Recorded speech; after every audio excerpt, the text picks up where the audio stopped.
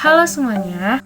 Halo, Halo, nama saya Inayatul Fardila dengan NIM 2106148. Perkenalkan saya Dinda Fatihatul Badri dengan NIM 2104130. Saya Sarah Zakirah dengan NIM 2103585. perkenalkan nama saya Agung Nugroho dengan NIM 2106421. Ini dibuat untuk memenuhi tugas akhir semester pada mata kuliah manajemen proyek. Dosen pengampu pada mata kuliah ini yaitu Pak Nugraha dan Pak Sururi. Nah, bagaimana sih penjelasan tentang proyek kami? Langsung saja, yuk kita bahas. Baik, yang pertama yaitu latar belakang terbentuknya proyek ini. Bahasa Inggris merupakan salah satu bahasa asing yang harus dikuasai setiap orang di era globalisasi saat ini. Bahasa Inggris memiliki peran sebagai bahasa global sekaligus bahasa internasional yang digunakan oleh hampir seluruh negara untuk berkomunikasi dengan negara lain. Di Indonesia, bahasa Inggris sudah mulai dikenalkan kepada anak-anak sejak jenjang pendidikan dasar bahkan taman kanak-kanak. Namun meski demikian, kecakapan generasi Indonesia dalam berbahasa Inggris terbilang masih cukup kurang. Hal ini dikarenakan bahasa Inggris masih berperan sebagai bahasa asing, sedangkan bahasa yang biasa digunakan oleh masyarakat Indonesia yaitu bahasa ibu dan bahasa Indonesia. Selain itu, muatan materi bahasa Inggris yang diajarkan di sekolah cenderung bersifat kaku dan teoritis sehingga praktik bahasa Inggris bagi siswa terbilang cukup kurang terutama dalam penerapan keterampilan berbicara. Melihat fenomena tersebut, disadari bahwa pembelajaran bahasa Inggris tidak hanya bisa mengandalkan kegiatan pembelajaran di sekolah, namun orang tua sebagai pihak yang paling dekat dan paling mengetahui karakteristik anak dituntut harus memberikan pembelajaran bahasa Inggris bagi anak-anak mereka sejak usia dini. Hal ini ditujukan agar anak-anak mereka nantinya lebih siap menghadapi persaingan di masa depan di zaman yang akan semakin lebih modern dan penuh kompetisi. Oleh karena itu, dibutuhkan sebuah media yang dapat memudahkan orang tua dalam mengajarkan bahasa Inggris kepada anak-anak mereka. Salah satunya melalui penggunaan website yang user-friendly, baik bagi orang tua maupun anak-anak. Selanjutnya yaitu tujuan proyek. Adapun tujuan dari pelaksanaan pembuatan website edukasi untuk kelompok usia anak-anak adalah yang pertama sebagai media bagi orang tua untuk membekali anak-anak mereka akan kecakapan berbahasa Inggris.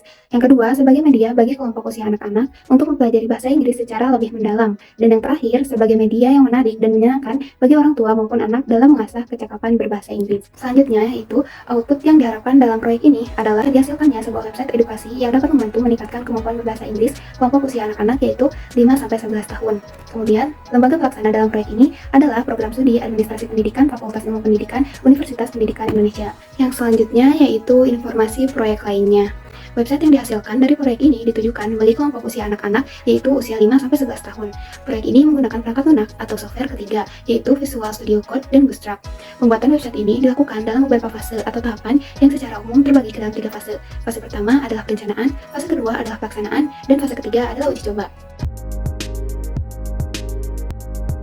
Untuk perencanaan proyek, dalam proyek pembuatan website edukasi bahasa Inggris untuk kelompok usia anak-anak dimulai sejak tanggal 13 April 2023. Perencanaan ini dimulai dengan penyusunan kerangka acuan kerja dan proposal teknis. Setelahnya dimulai dari tanggal 17 April 2023 hingga 30 April 2023. Perencanaan diisi dengan kegiatan mengkonsep bentuk website secara keseluruhan, mulai dari konten, fitur, sampai tampilan visual website itu sendiri. Perencanaan ini terdapat juga proses pencarian dan diskusi bersama tenaga ahli yang dibutuhkan dalam merancang dan membuat website hingga selesai dan siap digunakan. Selain itu, perencanaan ini terkait pencarian alternatif sumber dana lain serta penyusunan pedoman instrumen penilaian atau uji coba juga dilakukan pada tahap ini. Dalam tahap ini pula dilakukan pembuatan dan programming sebagai acuan ahli dalam pembuatan website. Dilanjutkan dengan persiapan. Persiapan merupakan tahap pertama dalam proyek ini. Pembuatan website dengan forum mengenai konten dan diskusi bersama tenaga ahli terkait waktu dan biaya dalam pembuatan website. Selain itu, dalam tahap ini juga dilakukan pengumpulan bahan yang akan dijadikan sebagai konten website serta pembahasan mengenai rencana pencarian alternatif dana. Persiapan proyek ini dilakukan bersama dengan tahap perencanaan selama 14 hari terhitung mulai tanggal 17 April 2023 hingga 30 April 2023. Lalu dilanjutkan pelaksanaan. Pelaksanaan proyek pembuatan website dilakukan selama 28 hari terhitung mulai dari tanggal 1 Mei 2023 hingga 28 Mei 2023. Pelaksanaan proyek ini dilakukan dalam beberapa tahap. Pertama adalah tahap 1 pembuatan website. Tahap ini dilakukan selama 17 hari dari tanggal 1 Mei 2023 hingga 17 Mei 2023. Pada tahap ini dilakukan pembuatan konstruk website mulai dari navbar hingga page terakhir yaitu stories page. Kedua adalah tahap monitoring pertama bersama tenaga ahli. Tahap ini dilaksanakan pada tanggal 18 Mei 2023 melalui platform Google Meeting. Pada tahap ini dilakukan pengecekan dan evaluasi terhadap website yang sudah dibuat. Ketiga adalah tahap 2 pembuatan website. Setelah dilakukan monitoring dan evaluasi mengenai website, pada tahap pertama pemasukan konten secara keseluruhan mulai dari homepage, about page, basic page, middle page, advantage page, stories page, dan videos. Tahap 2 pembuatan website dilakukan selama 9 hari dari tanggal 19 Mei 2023 hingga 26 Mei 2023. Keempat adalah tahap monitoring. Kedua bersama tenaga ahli. Tahap ini dilaksanakan pada tanggal 27 Mei 2023 melalui platform Google Meeting. Pada tahap ini dilakukan pengecekan dan evaluasi terhadap website yang sudah dibuat. Kelima adalah tahap 3 pembuatan website sekaligus monitoring terakhir di tanggal 28 Mei 2023. Pada tahap ini adalah finalisasi website, mulai dari pengecekan keseluruhan konten, penyusunan instrumen, penilaian atau uji coba, hingga hosting website agar bisa diakses oleh siapapun. Setelah melalui beberapa tahap itu, website edukasi bahasa Inggris yang diberi nama Ibu telah siap digunakan. Untuk uji cobanya dilaksanakan selama 20 hari mulai tanggal 29 Mei 2023 hingga 30 Mei 2023. Setelahnya ada penyusunan laporan yang selesai pada tanggal 31 Mei 2023. Selanjutnya adalah monitoring dan evaluasi. Monitoring dan evaluasi pada pembuatan website dilakukan sebanyak 3 kali. Monitoring pertama dilaksanakan pada tanggal 18 Mei 2023 bersama tenaga ahli melalui platform Google Meeting. Dari hasil monitoring ini terdapat beberapa evaluasi terhadap tampilan maupun konten website yang telah dibuat. Pertama adalah mengenai background website, yang kedua adalah background number, dan yang ketiga adalah layout dan homepage yang perlu diperbaiki. Tahap berikutnya yaitu tindak lanjut. Tindak lanjut ini dilakukan melewati kegiatan uji coba. Dilakukan oleh beberapa anak, orang tua maupun mahasiswa. Selain mereka melihat, mengamati, dan mencoba secara langsung website edukasi ibu ini, juga minta untuk mengisi kuesioner dalam bentuk Google Form yang berperan sebagai angket penilaian terhadap seberapa jauh tingkat keefektifan maupun efisiensi dari website. Berikutnya, material yang digunakan dalam proyek pertama adalah laptop yang digunakan untuk melakukan proses coding, pengetikan berkas administratif maupun kegiatan monitoring. Kedua, ada handphone yang digunakan sebagai alat komunikasi antara tim pelaksana dengan tenaga ahli, juga kegiatan monitoring dalam kegiatan mengakses website maupun dalam urusan menyebarkan instrumen penilaian. Berikutnya, tas HVS dan juga printer. Selanjutnya, Visual Studio Code oleh tenaga ahli untuk melakukan proses coding adalah Bootstrap, dan menyediakan berbagai template yang dapat memudahkan tenaga ahli dalam membuat website.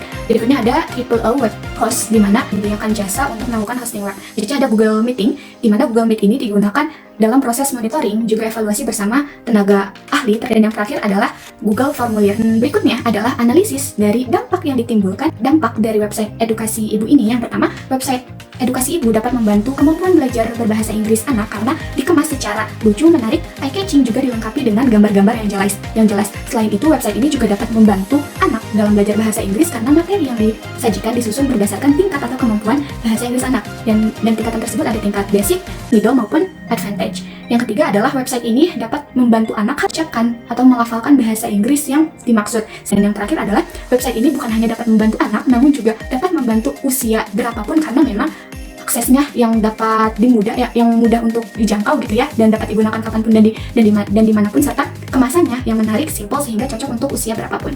Lakukan pengendalian terhadap beberapa aspek. Pengendalian mutu dalam proyek pembuatan website ibu ini dilakukan terhadap proses maupun produk akhir. Terhadap proses dilakukan melalui kegiatan monitoring, juga evaluasi yang dilakukan secara berkala oleh tim pelaksana. Selanjutnya, pengendalian terhadap produk akhir melalui tahapan uji coba kepada beberapa anak, orang tua, dan mahasiswa, serta pengisian instrumen penilaian. Selanjutnya, terdapat pengendalian waktu.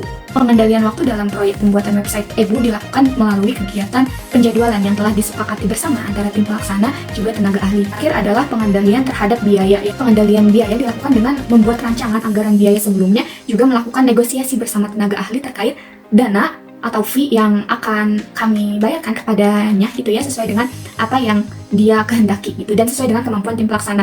Baik, selanjutnya tentang fakta di lapangan. Dalam pelaksanaan pembuatan proyek website ini, di lapangan kami menemukan berbagai faktor. Terdapat beberapa faktor pendukung dalam proyek kami ini. Yang pertama adalah ketentuan tenaga ahli di bidang IT dapat dilakukan secara mudah.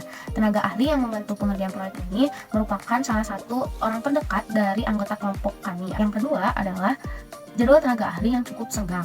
Tenaga ahli yang membantu pengerjaan proyek ini merupakan fresh graduates dari SMK di Kabupaten Bogor, sehingga pengerjaan proyek ini tidak dipengaruhi oleh kendala dari segi waktu tenaga ahli. Yang ketiga adalah kesediaan berbagai pihak untuk turut menguji coba website ibu yang telah selesai kami buat ini. Ini adalah kerjasama antar anggota tim pelaksana yang aktif dan partisipatif, sehingga ini menjadi salah satu faktor yang menunjang terrealisasinya proyek secara efektif dan juga efisien. Adapun faktor penghambat yang kami temui kurang jelasnya tenggat waktu penyelesaian proyek dari lembaga penyelenggara, yaitu terutama pada segi tanggal dari penyerahan proyek ini.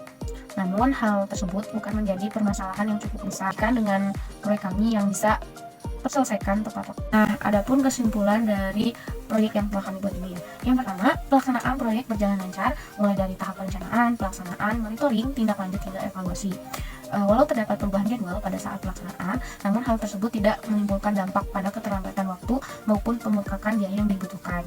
Yang kedua yaitu pengendalian mutu, waktu, dan biaya dilakukan secara baik dan berkala saat perencanaan, pelaksanaan maupun evaluasi. Pengendalian yang telah dilakukan membuat proses pelaksanaan proyek dapat berjalan dengan optimal dan menghasilkan produk yang sesuai bahkan melebihi tujuan awal pelaksanaan proyek ini.